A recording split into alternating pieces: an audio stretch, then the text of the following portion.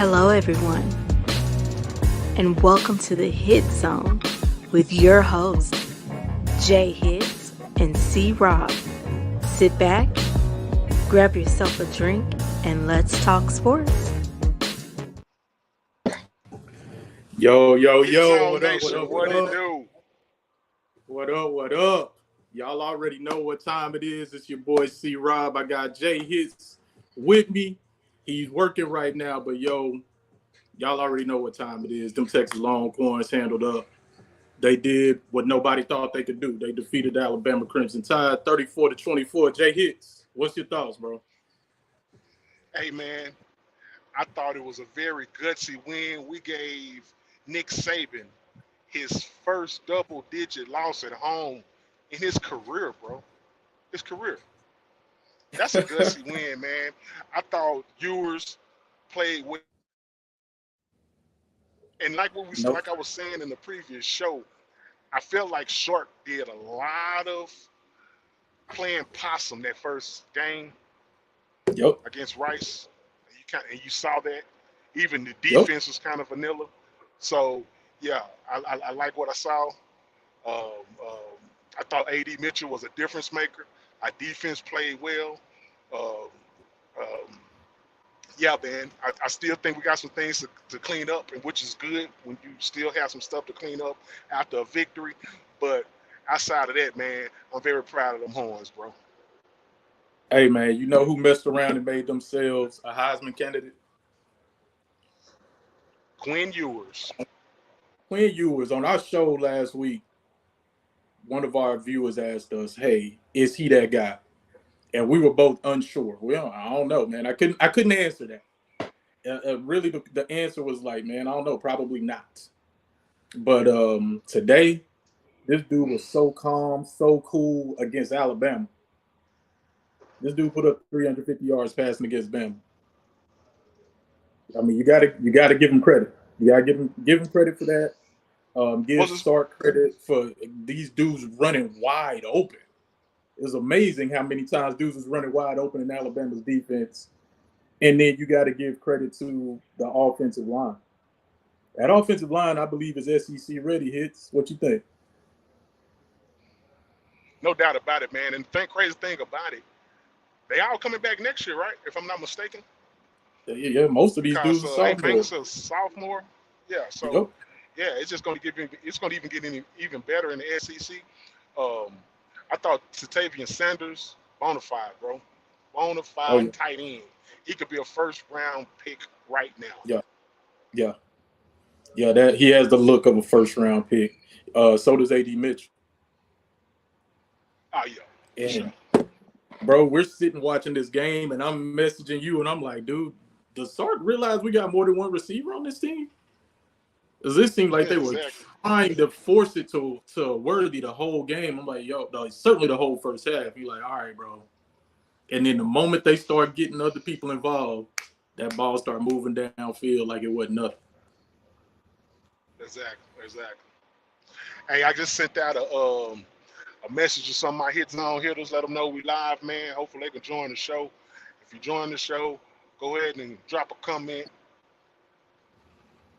Let Yes, us know sir, you're there. man. Let me But ask you this. Oh, go go ahead. ahead, Go ahead. go ahead. This is the biggest victory since what? What you thinking? Outside of the championship game, I think it's the biggest. Wow. You I said think you it's the don't biggest. say something. I mean, and let me give you my reason why I think that.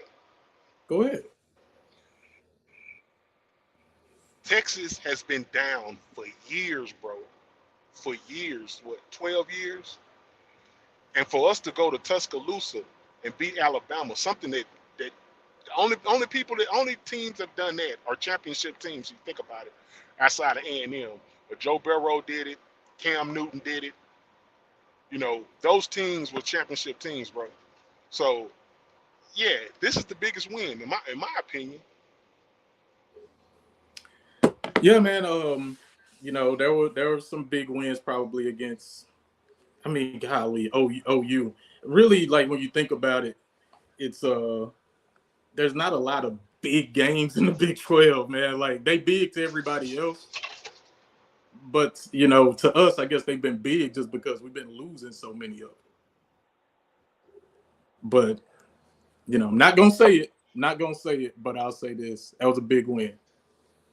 That's the only declaration I'll make. That was a really big win. And early on, that first half, I texted you at halftime. I was like, bro, we should be up like 21-6 on these dudes. Why is this game so close? And before we came on live, you said this: Texas is just better than Bama, bro. They're just better. And it showed throughout the game. We were allowing them to stay in the game. Yeah. Flip side, when you look at Alabama got some questions to answer with their quarterback position for sure. And I'm gonna tell you this though. Yes, he didn't play well, but I think Texas had a lot to do with that, dude. Like our defense have made a leap. Our defense might be one of the best in the nation, bro. Yeah, absolutely. Especially the way we can rotate. Yeah, go ahead. That's what I'm gonna say about the D line.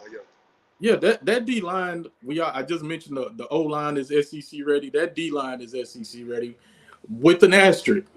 And I know because a hater is gonna say they didn't have to really defend the pass. And you're right. Like Alabama became really one dimensional, especially when we went up double digits on them. They had to pass, and they started passing. Milroe. If it's one thing he can do, he can throw a deep ball. But our D line is tough. I thought Anthony Hill played. Anthony Hill Jr., man, the true freshman. I thought he played a very nice game, bro. Very nice game. And I always forget his name. 91 from Westlake, the sophomore. Ethan Burke. Ethan Burke was in the backfield all night long, bro. All night long. He can't be blocked. And he was going up against a tackle that's probably a first-round draft pick. Well, they took advantage a lot of the night of going up against a freshman offensive tackle. And you know what it also showed me? It showed me that, hey, our freshman offensive tackle last year was a freaking beast. And theirs might be pretty good one day, but he ain't Kelvin Banks Jr. yet. He's not Kelvin Banks Jr. We got a message from the Keeping It Real Who That Sports podcast said congrats to the Longhorns. Just announced to the college football world, we back. No declarations, dog. We ain't making no declaration. We've been through that. We've been there and done that, man. We just gonna enjoy this one, man. Let me ask you this: how do you think Ewers played this game? How do you think how he's gonna handle prosperity going forward? What's your thoughts on Quinn Ewers, bro? Well, let me give you his stats tonight. He was 24 of 38 for 349 yards and 3 touchdowns. I don't recall a bad throw that he made. He played within himself. He played within the offense. He didn't force anything. He was going to the open guy. In this offense that Sark has, there's gonna be an open guy. You just gotta play within the offense. Don't try to do too much. And with that being said, I think he played great, bro. He played great. He announced himself. Dawg said Texas announced themselves. Quinn Ewers announced himself. Right now he's a Heisman candidate because he did it against Alabama. Only other team that's played a defense of that caliber is Florida State. Yeah. And can I just say this? I would love to see Jonte Cook take some of Worthy's snaps. Because in the second half, we stopped throwing the ball to Worthy. That's when we started scoring touchdowns. Worthy dropped 2 touchdowns, wasn't it? Was it 2? I know he dropped 1 for sure. He dropped 1 for sure. On the goal line. He dropped 1 for sure, and it kind of was reminding me of when we played against LSU and we dropped a wide open touchdown in the first quarter. And I was having, boy, man, Longhorns got PTSD, bro. Dolph said Ewers is that dude. Told you if he didn't get hurt, they beat their ass last season. Hey, you sound like a Longhorn fan talking like that. And he also said, thank you, Rob, because his be hating on Ewers. You be hating on Ewers, his? Yeah, I was hating on Ewers because he hasn't, to this point, he hasn't done nothing. I can't champion somebody who hasn't done anything. He proved today that he's worthy of the position. I mean, if you look at the way his demeanor, something gonna change about Ewers. The broadcast was saying that he's gonna, got more spiritual. You know, Curb Her Street was hinting that maybe the pressure was getting to him with Manning coming in. Everybody saying Malik need to be the starter. Some of the pressure was getting to him. So maybe now he can play more freely, knowing that, hey, this is my position. I earned it, and I don't have to really look over my shoulder anymore. Maybe he can play more freely. Hey, we can only hope. While we're talking, let me give a little bit more stats. Jatavian Sanders, my goodness. Boy, damn. Oh my God. 5 receptions, 114 yards, and was making plays. What I enjoyed about this offense is they were getting the ball in position to make plays. They weren't just catching the ball and falling down, catching the ball and getting tackled. They're making plays, bro. And again, that's not something we're really used to around here. Multiple dudes being able to make plays. And A.D. Mitchell, 3 receptions, 78 yards, 2 touchdowns. That's the Georgia transfer. Yeah. Just outstanding. Xavier Worthy, 5 for 75 in the touch. And our homeboy, Jay Witt, 3 receptions, 44 yards. Jay Witt does a lot of dirty work, bro. He does a lot of dirty work that if you're not a real, really into football, you might not notice. Yeah. I thought Jatavian Sanders blocked very well too. I think his blocking was a difference maker in this game. Our running game didn't stand out. It wasn't great, but it was enough. You had to at least have the threat of running the ball when you're playing the Alabama defense, just to keep them honest. And I think we did that enough. I thought the way Sark called the plays was great. I think in that first half, he was trying to run and establish the run so much that it threw Alabama off. In the second half, when on first down, we threw every first down. It was something. The first half, he was running every first down. The second half, we threw every first down. And every time on first and 10 in the second half, it's almost like we caught him off balance. Yeah. We caught him off guard with it. Yeah, we were very aggressive. Sark was very aggressive with the play calls. That's all gas, no brakes right there. That's all gas, no brakes. Dude, we're not going to do what you just want us to do. We're not just going to try to force this run into, 2 or 3 yards in a cloud of dust. We're going to do just enough to make you think about it. And it really got them. It really got them on that second to last third down when they just knew we was going to pass it. We were like, nah, we're going to do this draw play real quick and hit this game, dog. Yeah. What up, Lou Gaines? Hit a Lou. That's 10. Hook 'em for a 10-point victory. Yes, sir. Appreciate you, Lou. Thanks for checking in, bro.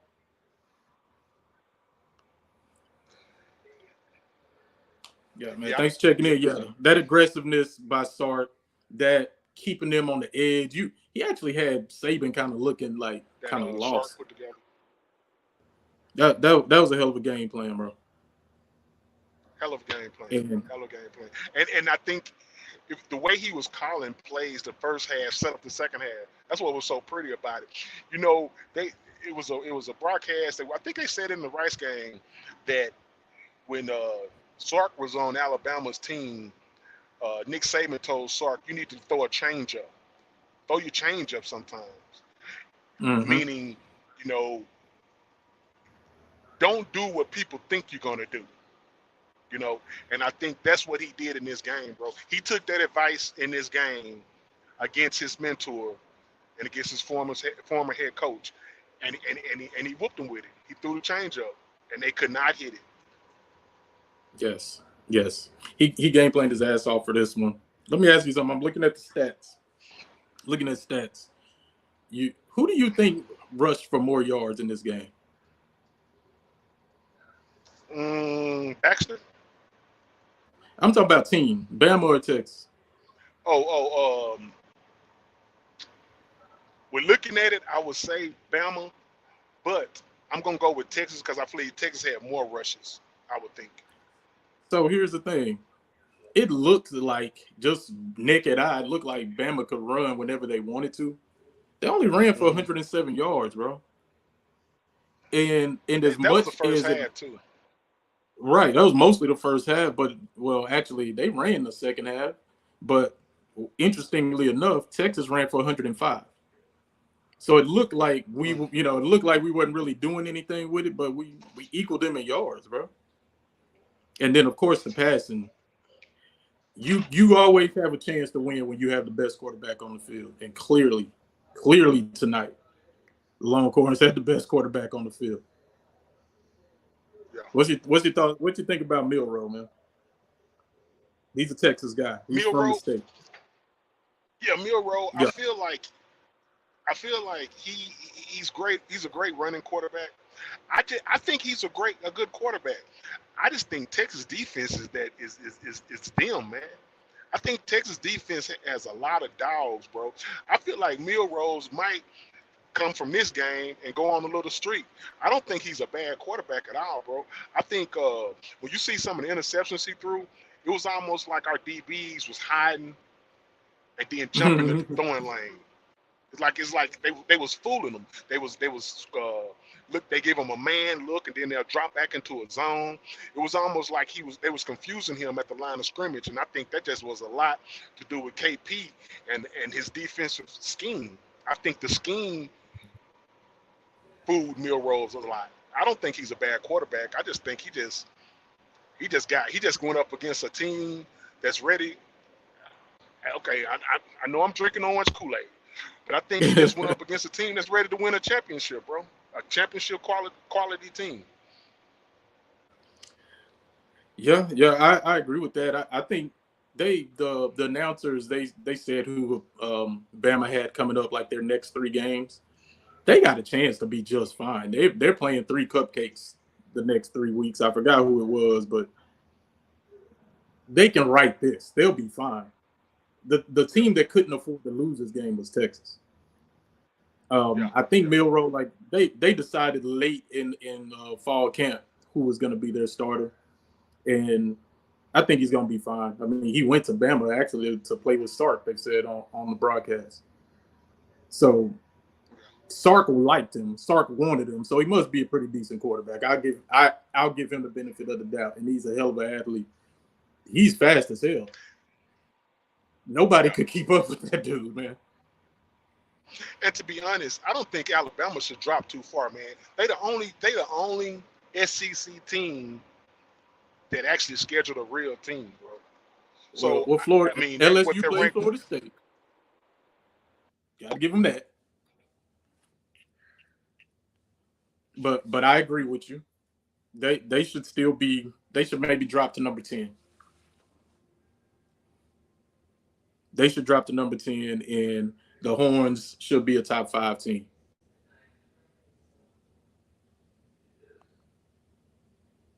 That's my thoughts on that. And like you said before we came on, Texas has to learn how to deal with prosperity. You just had the biggest win in 15, 20 years. How do you react to that when Wyoming comes to DKR next Saturday night? How do you respond? Your response better not be to lay an egg. Your response better be to beat the hell out of Wyoming. That's the proper response after beating Texas Tech, right? Alabama. Yes. The Wyoming beat Texas Tech. Then Texas Tech whoop Oregon today, if I'm not mistaken. I gotta look that score up. I know at one time they was winning pretty good, so I don't know. Yeah, they were. Wyoming But you know, like I said, Rice and Houston was tied 28-28 at one time. So Yeah, these games today was. I mean, North Carolina went to overtime with App State. They almost got. Um, And hit a Miami loose handled A&M. That was nice. hit a loose say we Lou, finna what? kick Wyoming's ass. And Rice did Hey, beat U of H. hey, and Oregon did beat Texas Tech. Oh, they came Oregon back and beat them. 38. Okay. Yes, Oregon 38, Tech 30. Okay. And again, I want to say to our little bro up in Lubbock, yo, chill, man. Focus on what's in front of you. For some reason they thought the road through the Big 12 championship went through Lubbock, and nothing goes through Lubbock. So chill.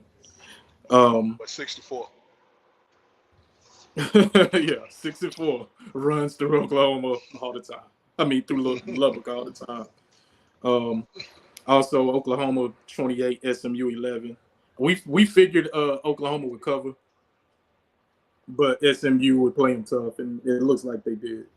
So shout out to them ponies. They're gonna be all right. Yeah. But yeah, why we here? We here to talk about the Longhorns. We're here to talk about Bama. Anybody got something they want to say about the game? Please chime in. We'd love to hear from you. Looking back at stats, Jalen Milroe, 14 of 27 for 255 yards, 2 touchdowns, 2 interceptions. Some would say he cost his team the game. I just think it was that Texas defense, like you said, man. They put him in a bad position. Yeah, I feel like Texas defense is going to make a lot of quarterbacks look pedestrian this year. Just because, man, I feel like our line, we can rotate 3 different lines Yep. easily. They got the depth. And all of them are productive. You know, I thought Byron Murphy played a hell of a game. He was in the backfield all night long, stopping the run. Sweat did his thing. Who's number 33? I can never remember his name. But he David flashes a Bender, lot on the screen. the linebacker. Yeah, That's him. yeah, he's making plays. Yeah, he flashes. Yeah, he flashes a lot. I thought our corners did play well too, especially the transfer from Ohio State. Oh my gosh. The one that got beat by What? Bryce Young last year. I thought he played well. Yeah, he made amends. He's a draft pick. He's an NFL player, bro. He's an NFL He's player. 6'3". 6'3" corner. You know what? He sound like a cowboy. He sound like somebody Dan Quinn might be looking at. I know. And speaking of DBs, you know, Alabama was known for their DBs. You know, Kool-Aid McKinstry. You know, I've been hearing that name all off season, bro. Yeah. If that's the best defense let me ask you this question. Is that the best defense that Texas is going to play this year? Go against? I would say yes. As far as talent, yes. I mean, dude, that defense is going to have first-round draft picks all over it. It's not like that's a scrub defense. I think Texas is just that team, bro. This is a championship team. You know, I think you can put Texas up there with the Alabamas, with the Georgias, with the Michigans. We there now. We there now. So what we need to do is not get beat by a team we need to beat, and stay consistent, stay together, and get to the playoffs, bro. And let's see what we can do. Yeah, man. I agree. Yeah, I think this is probably the best defense we're going to go up against. It's probably the loudest, craziest stadium we're ever going to be in. The announcers said it before the game. That College Game Day was saying it before the game. That you know, ain't no stadiums like this in the Big 12. They said what we were saying on our show last week. The only stadium like that in the Big 12 is the stadium that the Longhorns play in every week. Yeah. This might be the toughest game they have. I'm I sure, noticed a lot of those you're talk going up shows. against rivals. You're going to have tough games, but this is the most talented team they're going to go against until the playoffs.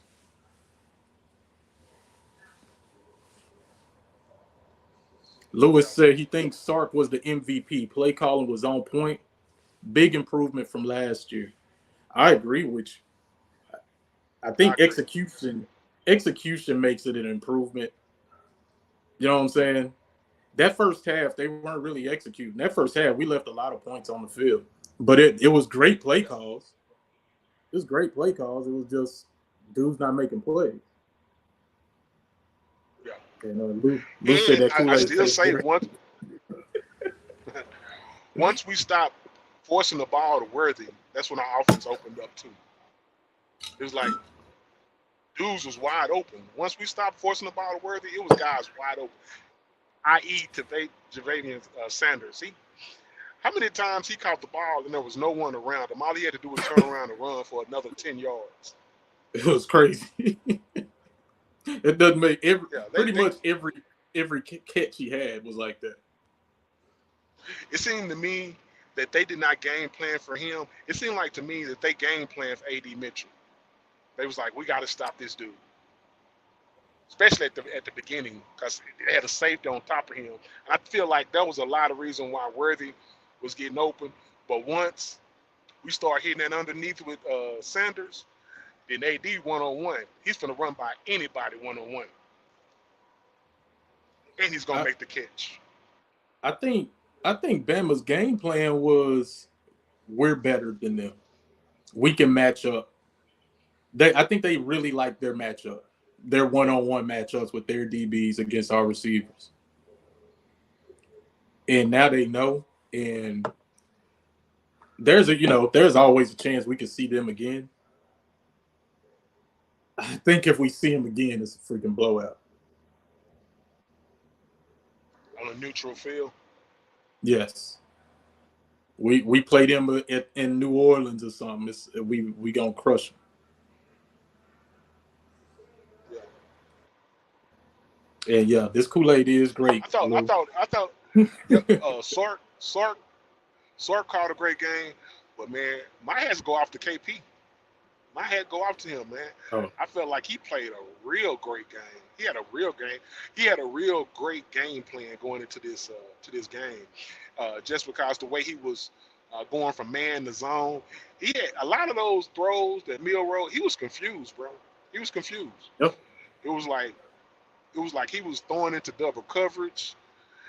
He got a little happy feet at times. There was some receivers was open that he missed. We saw that a couple of times. But I think the reason why it was because it was pressure on him. You know, reason why he's missing, he was getting hit in the mouth. Oh yeah, and he took some hits. He took some big hits, man. Like I said, I give the kid credit for that. But what I kept saying there in that whole when we went on that run in the fourth quarter, I was like, Bryce Young ain't walking through that door. They ain't have a chance. Because even if you want to just keep going back and forth scoring, at some point they weren't going to be able to hold. Like they weren't going to be able to hold serve. At some point they was going to run out of gas because they didn't have it. They didn't have the better quarterback and they didn't have the better athletes on the field. Not tonight. And like I said, this score, the game wasn't really that close, in my opinion. No. We left more points on the field than they did. Because you think about it, if Worthy, instead of going for that field goal, Worthy would have caught that touchdown, we would have had him thinking real early at that point. Yep. And like I said, they they kept insisting on throwing it to Worthy, man. It's really frustrating, man. It was really frustrating, but thankfully they were able to pull it out, man. Like I say, I know this might never happen, but I want to see what's his name, Cook, Jonte Cook. I want to see him. I want to see what he got. Well, hopefully you see him next week, because hopefully next week is one of them that everybody plays. Yeah. That's what you got to hope. You don't want the game against Wyoming to be still in doubt in the fourth quarter. Yeah. I want to see him early though. I want to see him when the game is still at hand. How he respond, because I think that's that dude, man. I think he is what Shark wants Worthy to be. I think he's that guy. I think he's more sure-handed. That's for damn sure. But main thing do you dare to say he's faster? I don't know if he's fast or not. But even more so than seeing Jonte Cook is, I just want to see them use all their weapons. And that's what they did in the fourth quarter. They used everybody. Yeah. And that's how you beat people. You overwhelm them with your talent. We don't have to just throw to one guy anymore like we did the last 2 seasons. We don't have to do that. We didn't have to do it last year. They chose to. But hopefully after today, they realize, hey, man, let's call some plays for our tight end. Let's call some plays for our other receivers, man. These dudes are good, too.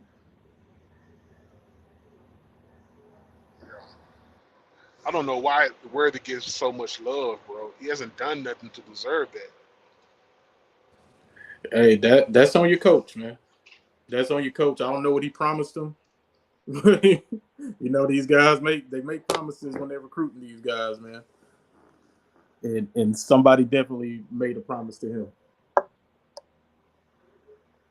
Or maybe he need to find his religion like Quinn did and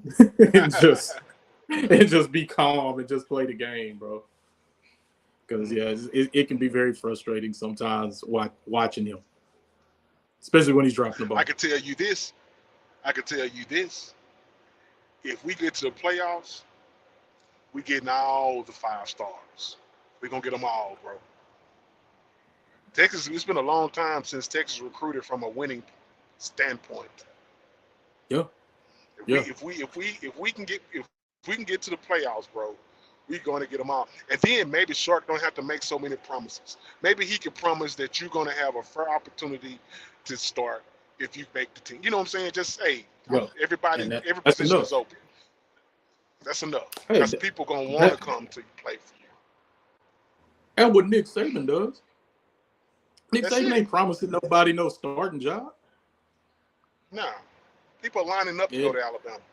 Yeah, and I'm pretty sure Kirby Smart ain't either. Yeah. Over in Georgia.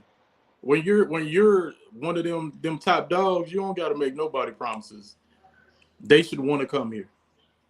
And don't get me started on everything else that comes with that. But you and I know, we've talked about it on the show many a time. No SEC school can offer what we can offer. Period. Period, point blank. No doubt about it. Well, hey, man. So, this was fun. Look at the next week. Look in the next week, though. Let's look forward. All right, let's look forward. Alabama's in our rearview mirror right now. Yep. Wyoming at home. And then who we play after Wyoming? Let's see here. Let me take a look. We're Big 12 play then. Texas Longhorns schedule. Iowa State. Say. We should fear no one at this point. Baylor. So next Baylor, 3 is Wyoming at home, Baylor and Waco, Kansas at home. That's your next 3. Okay. How would Texas handle prosperity? That's the question, man. Yep. You better beat Wyoming, no matter what. You got Baylor. Baylor just struggled against Utah with their backup quarterbacks. And then you got Kansas at home. Lesser Longhorn teams would lose one of these games. But those are your 3 games before they come to Dallas.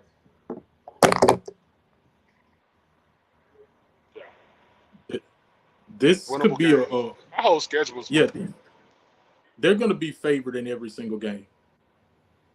After they played, after those three, the next three are Oklahoma, at Houston, and then BYU at home.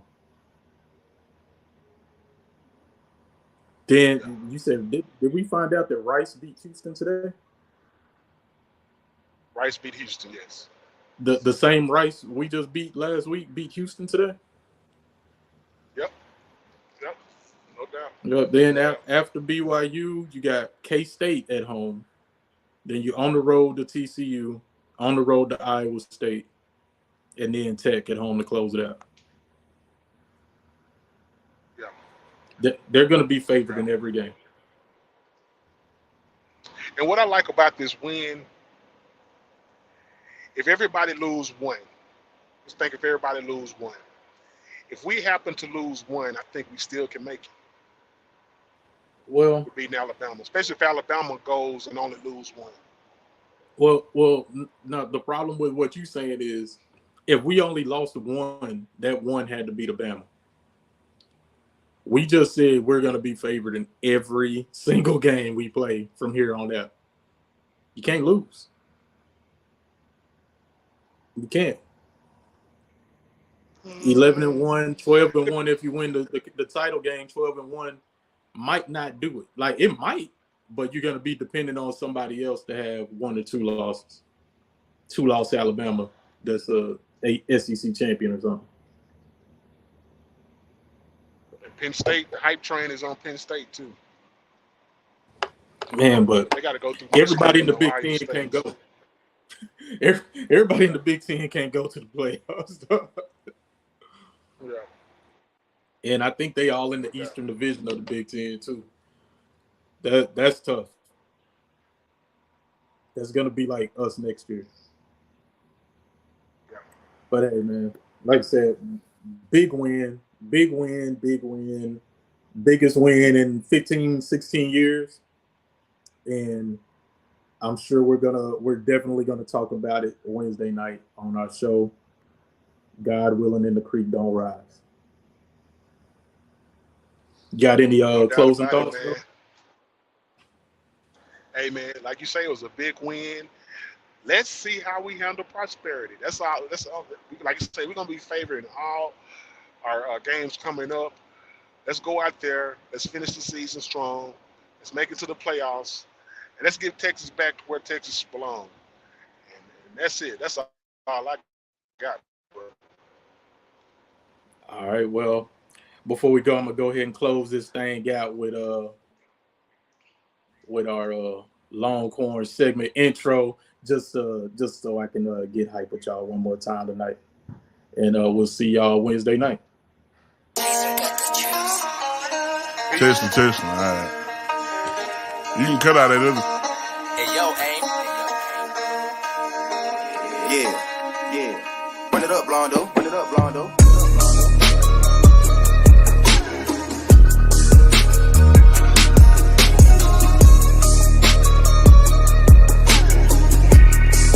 Hey, see y'all from Texas, where we still riding swangers and put diamonds in our necklace. Pour drink inside my lemonade till it look like a Pepsi. See, I come from the D where we got checks and we be flexing. If you ain't from my state, then you should know don't miss it. Hey, we always strapped, we keep our weapons. My mama from the 8, she slowed it down for me at 7. Used to think Pimp C was the guy before he went to heaven. I knew what pushing P was before Gunna even said it. Hey, C0 taught me keep my weapon and never trust a new door cause it's expected. No killers from the country, they ride horses and throw selfies. Got niggas in the East, ride ATVs with Mac 11. First off, you better remember what that sign say before you come down here. Don't mess with Texas.